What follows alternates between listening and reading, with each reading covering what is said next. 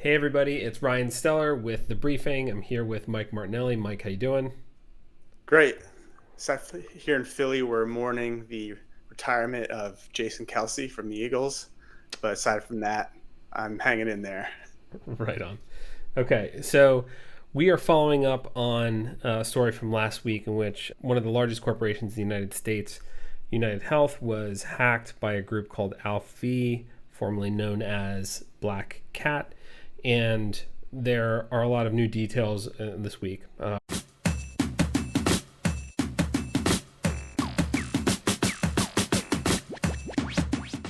We have a few different things. First, there's a lot of drama in this story, so it's just going to be interesting to share that with you. We'll try and keep it brief, but also share some of the primary details. So we'll do a quick recap. We have a little bit of background on the ransomware method that they used and one of the possible exploits that is being argued about whether or not it was used. We have some Twitter reports from both patients and doctors about the pains they're going through. We'll talk a little bit about the drama that's happening with the hack group and one of their affiliates and how that's playing out publicly on dark web forums. And then we'll recap and close with updated status reports from United about how their services are working and what they're doing to repair them. First off, what happened? Last week, UnitedHealth Group, which is a $400 billion revenue health insurance company that touches 1 in 3 Americans, has a number of subsidiaries. Their Change Health organization, which processes claims and e-prescribing in pharmacy. It's a more technology-oriented solution that has tendrils into effectively every pharmacy, hospital, and clinic in the United States. So that system has been down since February 20th. United released a public statement through an SEC 8K filing on February 21st, and then took a while to identify what was happening, and systems are starting to come back up. There have been various workarounds. The group that's involved has mutated over the years. They've been known to the United States federal government for a long time. They were previously known as Black Cat. They now go by ALPHV, and due to some of the drama this week, they may be changing their name again. But in any case, they are a threat actor that has been a menace to a number of organizations, including the Colonial Pipeline, as we mentioned in the last episode, and then a number of healthcare organizations, including United. Let's chat briefly about what ransomware as a service is. This is the attack method that was indicated here, and it's very sophisticated. This graphic has too much detail for us to talk through. The general idea, though, is ALPHV, as the actor here, creates software, and then it hires affiliates, kind of like affiliate marketing, but in this case it's affiliate hacking. Those affiliates then have a contract to go out and hunt to get access to a system. ALPHV let affiliates sign up for their platform. It's remarkably like software as a service or enterprise software in this way. It's transactional and detached, and the affiliates are acting like an affiliate in digital marketing, where they're trying to increase the scale of impact of the ALPHV platform and do that for a sliver of the profits. That's going to come into relevance shortly. This is what it looks like in a schematic. But ALPHV hires all these affiliates. They fan out. They attack employees of Change United Health through a variety of methods, primarily phishing, which would be sending strange emails that people click on and give their credentials to. And those strange emails become ways that the affiliate gets a hold of information, and that information gets put back to the developer of the ransomware as a service, and along with some amount of data or access. That data and access accumulates to a critical point. The ransomware threat actor at the center of the platform, in this case ALPHV, will start the attack, and they will lock down the files and encrypt them, and then warn the end user that the encryption is happening. This is what it looks like. It will lock down your computer, or whoever the attack vector was going through, whichever employee, and then you'll get this strange plain text email, and what happened to your files? All of your files are protected with strong encryption, RSA 4096. More information about the encryption key, blah, blah, blah. How did this happen specifically for you? Your PC was general personal key public and private, all your files are encrypted. You can't use your stuff because it's mathematically impossible to get access to it without getting the secret key from the hackers, but you have to pay them. This is not new. This has been going on since the 80s, at least. It used to be done with floppy drives and PO boxes, and cryptocurrency has offered a much easier way to do these payments. In this attack, Bitcoin is relevant. We're going to share that transaction history. How the actual control was taken is still being debated. And last week's episode, we shared a blog post from ALPHV in which they said ConnectWise was not part of the exploit. They made a very strong point about that. However, a number of security firms, including Huntress, have conspicuously lined up a vulnerability in the ConnectWise with these dates. So ConnectWise is an IT administrative tool that your IT guy uses to look at your computer in real time, control it to fix bugs or install a new piece of hardware or new piece of software. Very routine daily activity. And they found a bypass to authentication. So just by putting a little slash in the end of the URL, any person could bypass ConnectWise authentication and create an administrative account and access other PCs. In this case, they may have gotten to ConnectWise's instance for a system administrator change and then use that point of entry via this ConnectWise exploit to get further into the system. ALPHV has been very emphatic that this was not what they did, but this graphic from the security firm Huntress lines up the dates. We had reported last week that United became aware internally of the hacking on February 20th, and then they notified the public on February 21st.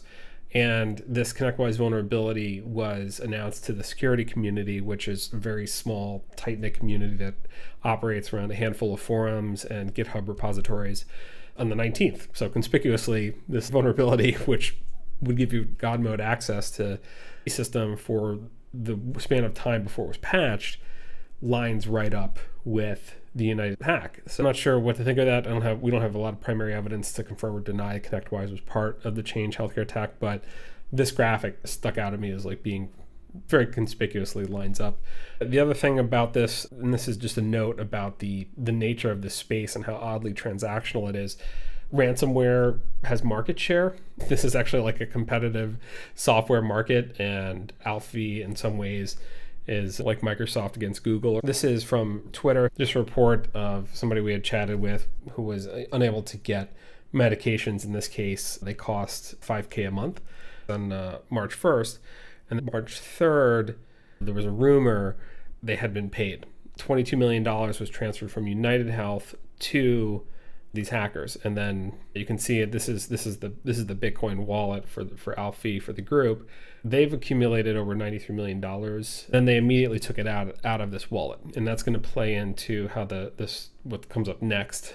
In parallel, sort of doctors that are unable to file claims and people unable to get their meds, there's a drama unfolding in the dark web about the politics of this scheme and attack method or coordination method.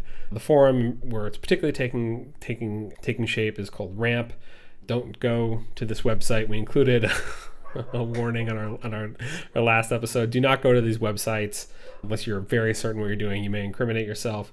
Ramp 4 is a lot like Silk Road. Silk Road was an American-based general classified ad forum.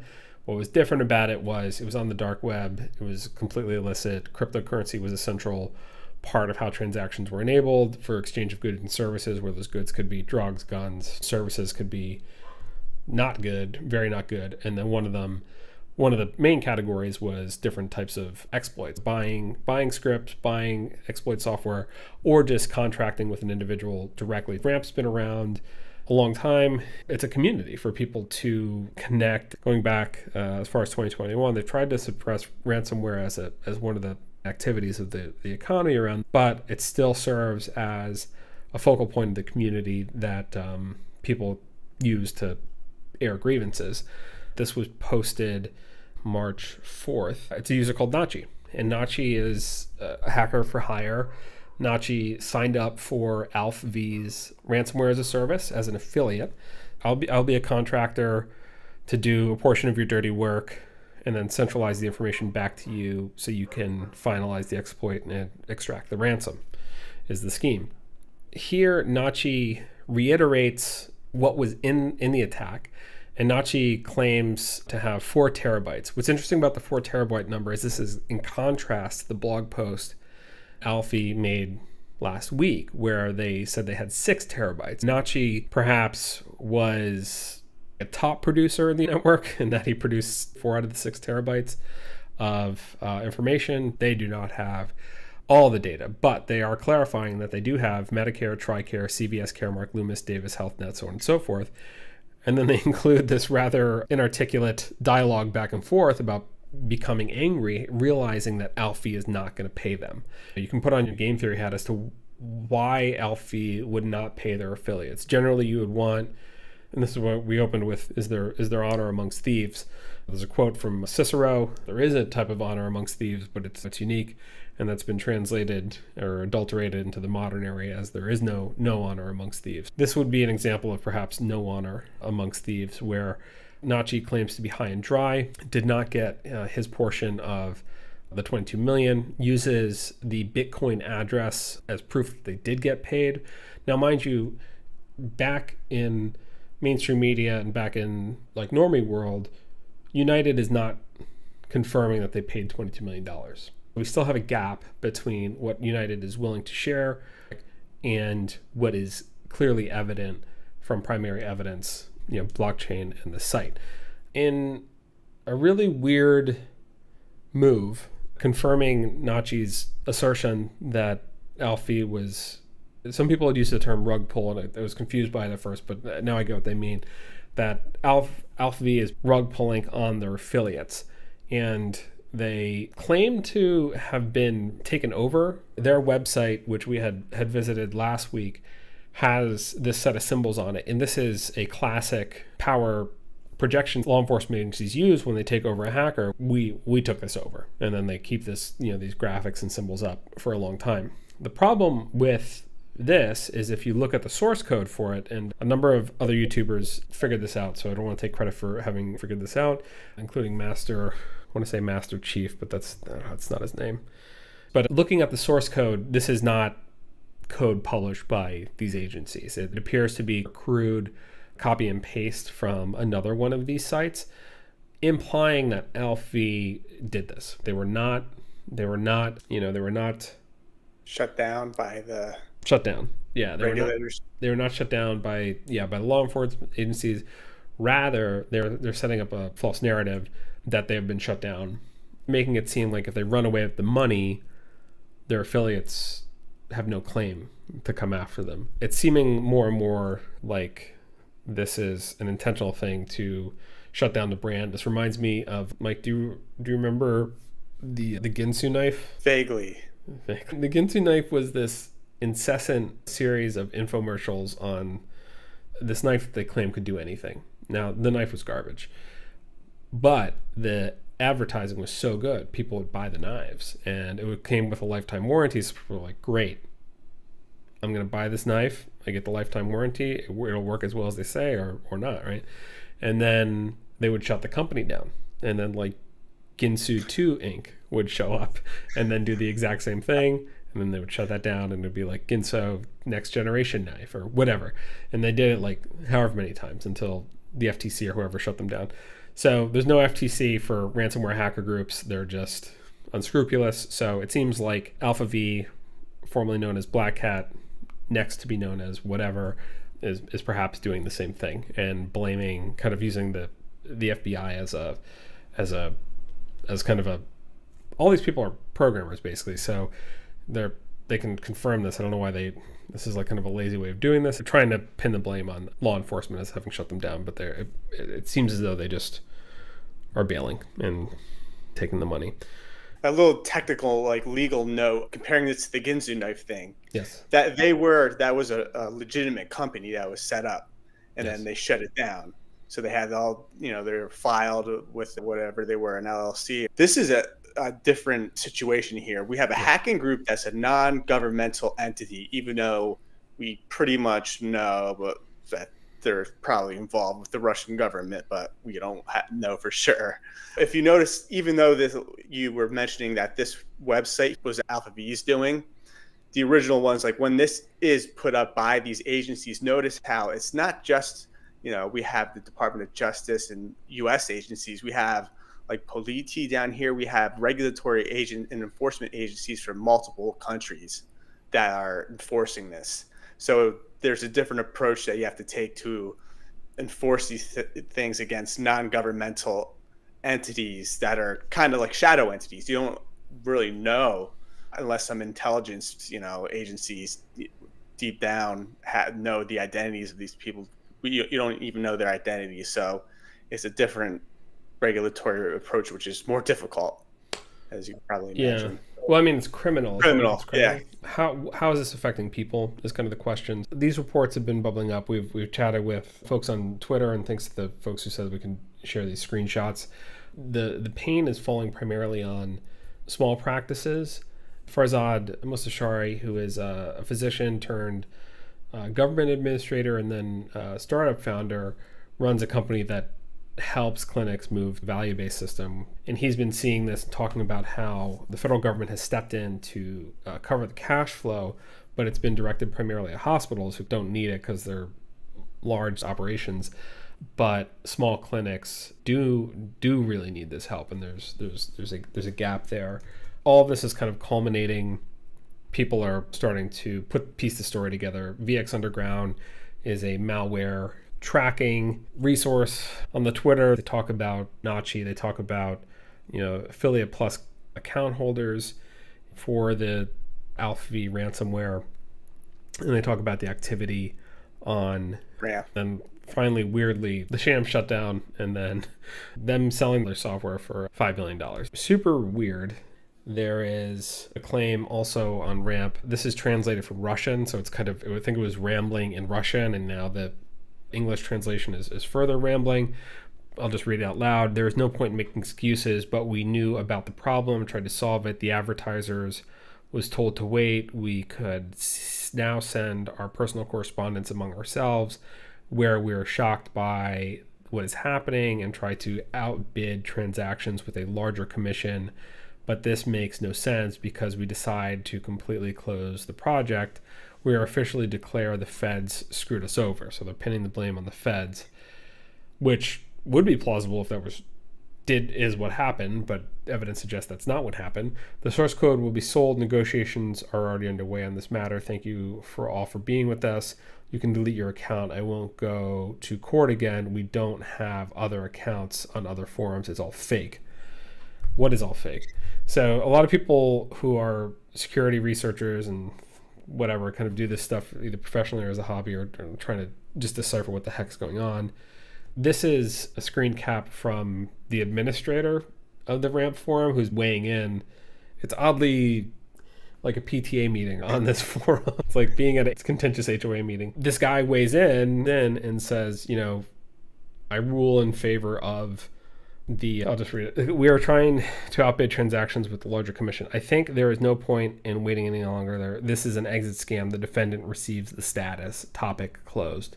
So the admin is ruling as if a judge to say, if I'm understanding the context correctly, that ALPHV is in the wrong, fraudulent, and the defendant, who are the affiliates, I guess Notchy in this case, are in the right. Now, there's no real way to have recourse. The next couple ones are just about the impact. We're chatting with people on Twitter. I'm in a hospital system. I think it's affecting our outpatient prescriptions pretty heavily. The hospital pharmacies are functioning at super capacity to help out with inpatient, outpatient.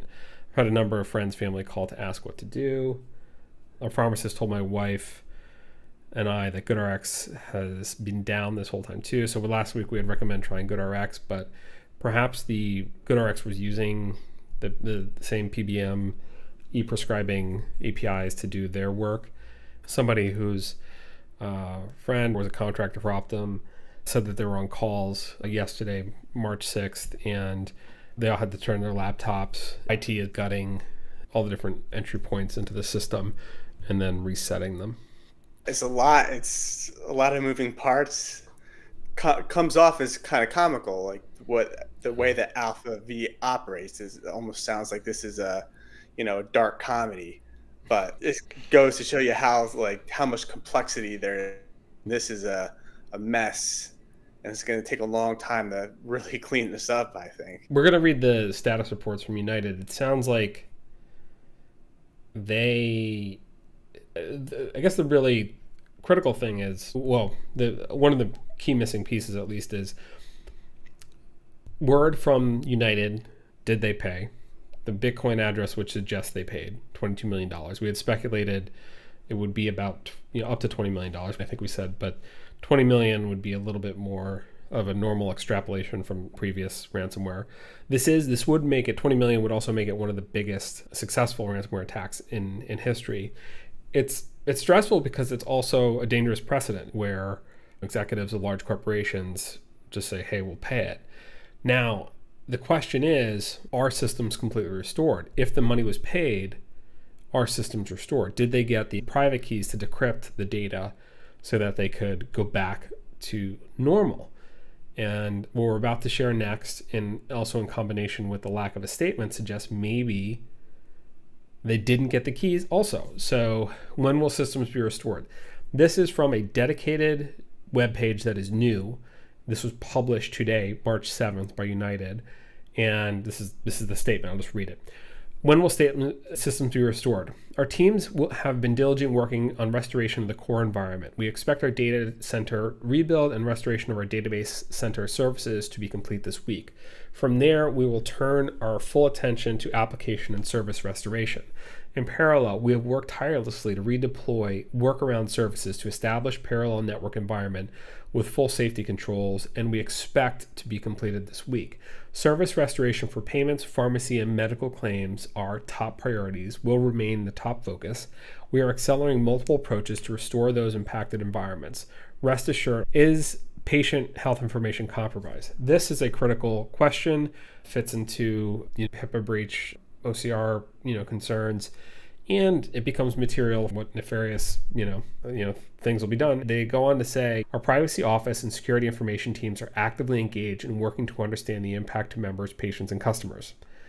That's a non-answer. That tells me that they don't know, or they do know for certain that it's still in the hands of the hackers, and they're hoping that they can get it destroyed or forfeited. I'd be interested to know so I'm guessing there's probably some back channel. There's negotiations with the hacking group back channel or through a third party or whatever. But I'd be interested to know what stage they're at with OCR. I'd imagine that it's probably more likely that instead of getting right to the penalties for this, OCR would be more likely to be working with United to help resecure the protected information, the PHI that was leaked, and minimize damage. Mm-hmm. OCR is an agency. It's not like they're looking for breaches of PHI to go get you and issue you fine. They're there to help protect. The ultimate goal is to protect patient privacy, which is done by protecting the data that these entities have.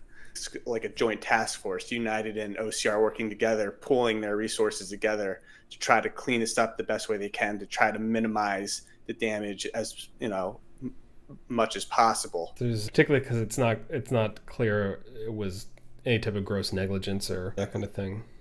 If ConnectWise was used, then there is a 0-day exploit bug that was semi out of control of United. They had 24 hours to patch it, but patching, it's a huge company. Let's say they have 200,000 employees, 5,000 are using ConnectWise or something, I don't know. But if that was the case, doing that patch may have been, I don't know. I'm not sure if the timelines line up, because the report was that ConnectWise was used to download the ransomware.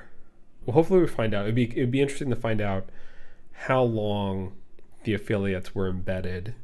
Was it a matter of hours? I had the impression that it was probably a long time, like months, if not years. But if the ConnectWise was the exploit, perhaps it happened in a matter of hours. And because ConnectWise is used by IT administrators, they were higher value targets for data versus like a random business analyst or VP of operations or something.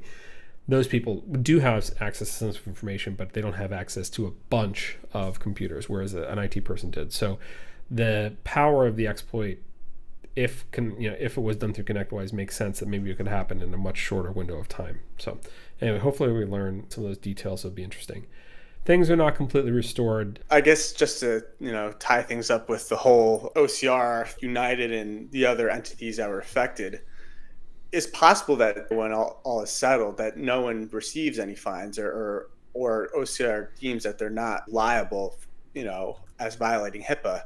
Because if this happened, but all these entities involved were actively implementing the security standards set forth in the HIPAA security rule, and it was obvious they were making a good faith effort to protect the PHI, then they can't be held responsible for some sophisticated attack that they can't reasonably defend against when they're, implementing the, best possible standards. United has said a number of times that they're working with their vendors, one of which is Palo Alto Networks. If we do learn, it might come from the hackers themselves, bubbling up the stories. But for the improvement of this type of stuff around healthcare, it would be nice if United would share a complete post-mortem so people kind of learn where things went off the rails. But that's it. All right. If you're still here, thank you so much for listening. Please like and subscribe. Share this video with somebody you think might be interested who is in healthcare, tech, or otherwise. And Mike, incredible as always. Thank you so much. Mike does a lot of the research and show notes and prep for this, so special thanks to Mike for all his help.